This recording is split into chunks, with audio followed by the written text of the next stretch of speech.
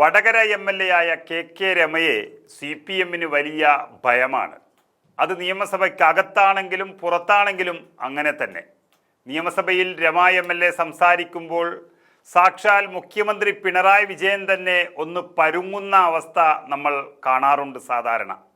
കാരണം ഒന്ന് കുറ്റബോധം തന്നെയാണ്.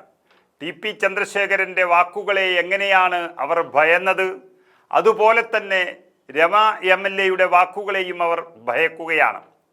ഇന്ന് നിയമസഭയിൽ കെ രമ ഇവരെ അടിച്ചൊതുക്കുമ്പോൾ ഒരക്ഷരം ഉരിയാടാൻ ഇടതുപക്ഷത്തെ 100-നടുത്ത് വരുന്ന MLA-മാർക്ക് കഴിഞ്ഞിട്ടില്ല.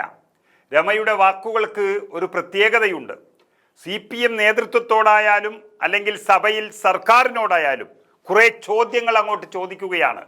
അനാവശ്യ ബിൽഡിങ്ങുകൾ ആശുപത്രിയുടെ പേരിൽ നിർമ്മിക്കുന്നത് എന്തിനെന്നും ആശാവർക്കർമാർക്കെതിരെ പകപോക്കുന്നത് എന്തിനെന്നും ഒക്കെ ചോദിക്കുന്ന കെ രമ സമരം ചെയ്തു വന്ന വഴികൾ CPM മറന്നുപോയിട്ടുണ്ടെങ്കിൽ അതിന് വലിയ വില കൊടുക്കേണ്ടി വരുമെന്ന മുന്നറിയിപ്പാണ് ഇന്ന് നൽകിയിരിക്കുന്നത്.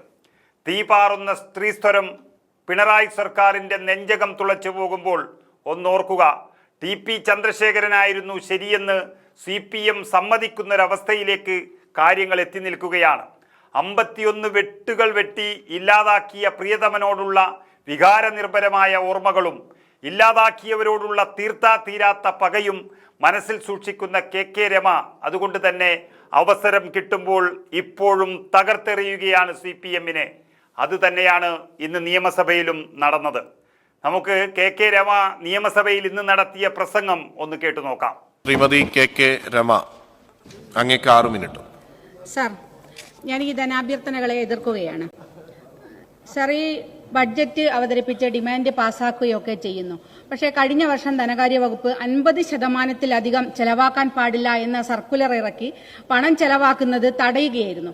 അപ്പം അങ്ങനെ ഇപ്രകാരം സർക്കുലർ ഇറക്കി തടയുകയാണെങ്കിൽ പിന്നെ എന്തിനാണ് സർ ഈ അതര വ്യായാമം കൊണ്ട് എന്തർത്ഥമാണുള്ളത്?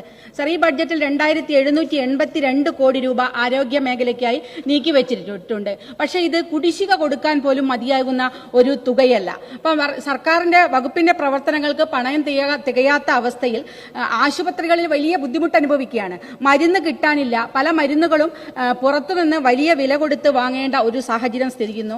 ഡയബറ്റിക്കും ഹൃദ്രോഗം ഉൾപ്പെടെയുള്ള ജീവിതശൈലി രോഗങ്ങൾ വർദ്ധിച്ചുകൊണ്ടിരിക്കുകയാണ്. സർ, കഴിഞ്ഞ 10 വർഷ കാലയളവിൽ ഡയബറ്റിക് മൂലം മരിച്ച ആളുകളുടെ എണ്ണം ഇരട്ടിയായി വർദ്ധിപ്പിക്കുന്ന ഒരു സാഹചര്യം ഉണ്ടായിരിക്കുകയാണ്. സർ, എന്റെ മണ്ഡലത്തിൽ ഒരു ജില്ലാ ആശുപത്രിയുണ്ട്. ആ ആശുപത്രിയുടെ പല പ്രാവശ്യം ഇവിടെ ഉന്നയിച്ചതാണ്. അത് ജീവനക്കാരും മതിയായ സ്റ്റാഫും ഇല്ലാത്തതുകൊണ്ട് അതിന്റെ പ്രവർത്തനം വലിയ രൂപത്തിൽ ബുദ്ധിമുട്ടാവുകയാണ്. നിരന്തരം പരാതികൾ മാത്രം ഉയർന്നു വരികയാണ് പൊതുസമൂഹത്തിന്റെ ഭാഗത്തു നിന്ന്. അത് ആവശ്യത്തിനുള്ള ഡോക്ടർമാരെ നിയമിക്കാൻ ആവശ്യമായ തീരുമാനമെടുക്കണം. സ്പെഷ്യലിസ്റ്റ് ഡോക്ടർമാരില്ല. ഒരു ഫോറൻസിക് സർജനെ തരണമെന്നുള്ളത് നിരന്തരമായി ആവശ്യപ്പെടുകയാണ്. പക്ഷേ അതിനൊന്നും ഇതുവരെ സാധിച്ചിട്ടില്ല. സർ, ഓർക്കാട്ടേരിയിലെ CH ആശുപത്രിയുടെ CH സെന്ററിന്റെ സ്ഥിതിയും ഇത് തന്നെയാണ്. നേരത്തെ കിടത്തി ചികിത്സ ഉൾപ്പെടെ ഉണ്ടായിരുന്നവരാണ്. പക്ഷേ രോഗികൾക്ക് വന്നു കഴിഞ്ഞാൽ ഇപ്പോൾ ആവശ്യമായ ചികിത്സ ലഭ്യമാകുന്നില്ല. വലിയ കെട്ടിടങ്ങൾ നമ്മൾ ഉണ്ടാക്കുന്നു. അവിടെ 5 കോടിയുടെ ഒരു നബാർഡ് ഫണ്ട് ഉപയോഗിച്ച് ഒരു കെട്ടിടം ഉണ്ടാക്കിയിട്ടുണ്ട്. പക്ഷേ അതിനി പൂർത്തിയാക്കണമെങ്കിൽ 3 കോടി കൂടി ഇനിയും വേണ്ടിവരുമെന്നാണ് പറയുന്നത്. എന്തിനാണ് സർ ഇത്തരത്തിലുള്ള വലിയ ബിൽഡിങ്ങുകൾ ഉണ്ടാക്കുന്നത്?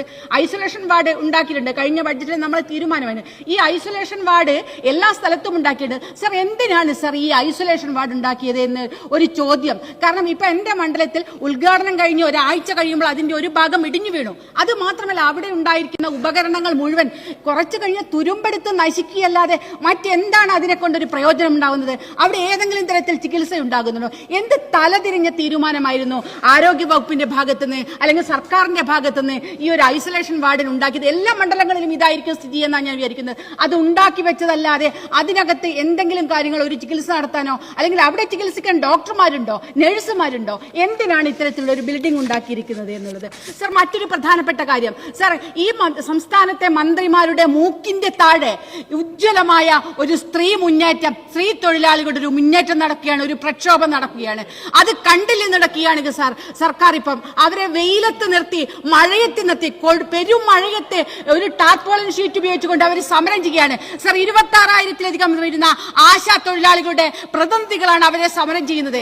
കർഷക തൊഴിലാളികളുടെയും ഒക്കെ കൂലി വർധന വേണ്ടി സമരം ചെയ്ത ഒരു പാർട്ടി, മെയ് ദിനം ആചരിക്കുന്ന ഒരു പാർട്ടി ഈ തൊഴിലാളി സമരത്തെ കണ്ടില്ലെന്ന് നടിക്കുകയും അവരെ പരിഹസിക്കുകയും ചെയ്യുകയാണ്. ചോദിക്കുകയാണ് സാർ. കേന്ദ്ര സർക്കാരിന്റേതാണെന്ന് സ്കീമാണെന്ന് ഞങ്ങൾ അംഗീകരിക്കുന്നു. അവിടെ പാർലമെന്റിൽ ഞങ്ങളുടെ MP ഉൾപ്പെടെ MP മാർ കഴിഞ്ഞ ദിവസം അതിശക്തമായി ഇതിനെതിരെ സംസാരിച്ചു കൊണ്ടിരിക്കുകയാണ്. പക്ഷെ സംസ്ഥാന സർക്കാർ ചെയ്യേണ്ട ചില ഡ്യൂട്ടികളില്ലേ സാർ? സാർ, ഇവർ പണിയെടുക്കുന്നത് കേന്ദ്ര ഗവൺമെന്റിന് വേണ്ടിയിട്ടല്ല. ഈ ആരോഗ്യ മേഖല നമ്പർ 1 നിലനിർത്താൻ രാവും പകലും പണിയെടുക്കുന്നവരാണ് ശ്രീ ആശാവർക്കർമാർ. അവിടെ സംസ്ഥാനത്ത് ഇവരെ നിയമിക്കുന്നത് സംസ്ഥാന സർക്കാരാണ്. ഇവരുടെ വേതനം തീരുമാനിക്കുന്നത് സംസ്ഥാന സർക്കാരാണ്. പക്ഷെ കൂലി കൂടുതൽ ചോദിക്കുമ്പോൾ നിങ്ങൾ കേന്ദ്ര ഗവൺമെന്റിന് കൊണ്ടുവരണമെന്ന് ചോദിക്കണമെന്ന് പറയുന്നത് എന്ത് ന്യായമാണ് സാർ ഉള്ളത്? നിങ്ങൾ എന്താണ് ആ സമരത്തിനെ കണ്ടില്ലെന്ന് നടിക്കുന്നത്? അവിടെ ഒരു പ്രാവശ്യം ആരോഗ്യമന്ത്രി ചർച്ചയ്ക്ക് വിളിച്ചു, അംഗീകരിക്കുന്നു. പക്ഷെ അവരുടെ ആവശ്യം അംഗീകരിക്കാത്തത് കൊണ്ട് സമരം ചെയ്യാണ്. നിങ്ങൾ ഇങ്ങനെ സമരം ചെയ്ത് വളർന്നു വന്നൊരു പാർട്ടിയല്ലേ, തൊഴിലാളി വർഗ പാർട്ടിയല്ലേ നിങ്ങൾക്ക് എന്ത് അവകാശമുണ്ട് ഇന്ന് തൊഴിലാളി വർഗം എന്ന് പറയാൻ വേണ്ടിയിട്ട് ഈ തൊഴിലാളി സമരത്തെ കണ്ടില്ലെന്ന് നടിച്ചു മുന്നോട്ട് പോകുമ്പോൾ അവരെ ചർച്ച ചെയ്യാൻ ഇതുവരെ വിളിച്ചിട്ടില്ല. ബഹുമാനപ്പെട്ട മുഖ്യമന്ത്രി ഇടപെടണമെന്ന് ആവശ്യപ്പെടുന്നു. എന്തുകൊണ്ട് ഒരു മാസം പിന്നിട്ടു സാർ ആ തൊഴിലാളികൾ അവിടെ ഇരിക്കുന്നത്? ബഹുമാനപ്പെട്ട ആരോഗ്യമന്ത്രി മുഖ്യമന്ത്രിയോട് പറഞ്ഞ് അവരെ ചർച്ചയ്ക്ക് വിളിച്ച പ്രശ്നം പരിഹരിക്കണം. സംസ്ഥാനത്തുള്ള എല്ലാവർക്കും 24 മണിക്കൂറും തൊഴിൽ ചെയ്യുന്നവരാണവർ.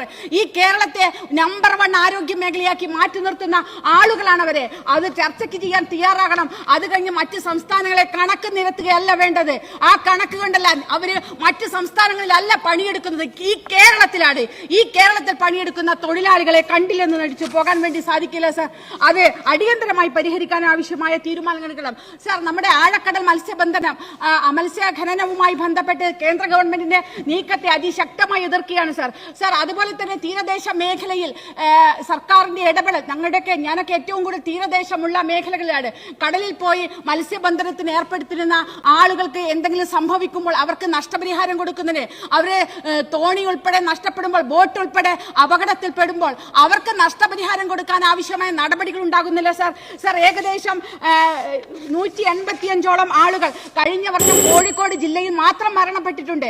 പക്ഷേ ആ തൊഴിലാളികൾക്ക് ആവശ്യമായ നഷ്ടപരിഹാരം കൊടുക്കാൻ സാധിക്കുന്നില്ല സാർ. സാർ, എന്റെ മണ്ഡലത്തിൽ ഒരു ഫൈജാസ് എന്ന് പറയുന്ന ഒരു ചെറുപ്പക്കാരൻ, ഒരുപക്ഷെ ബഹുമാനപ്പെട്ട മന്ത്രിക്ക് ആ പേര് ബൈഹാർട്ടായിരിക്കും. ഞാൻ നിരവധി പ്രാവശ്യം മന്ത്രിയുടെ ഓഫീസിലും വകുപ്പിന്റെ ഓഫീസിലും കയറി ഇറങ്ങിയതാണ്. പക്ഷേ അത് കൊടുക്കാൻ സാധിക്കില്ല. 20 വയസ്സായ ഒരു ചെറുപ്പക്കാരനെ കൊടുക്കാൻ സാധിക്കില്ല എന്ന് പറഞ്ഞ് മുഖ്യമന്ത്രിയുടെ CMDRF-ലേക്ക് മാറി 5 ലക്ഷം കൊടുക്കുമെന്നാണ് സർക്കാർ പറയുന്നത്.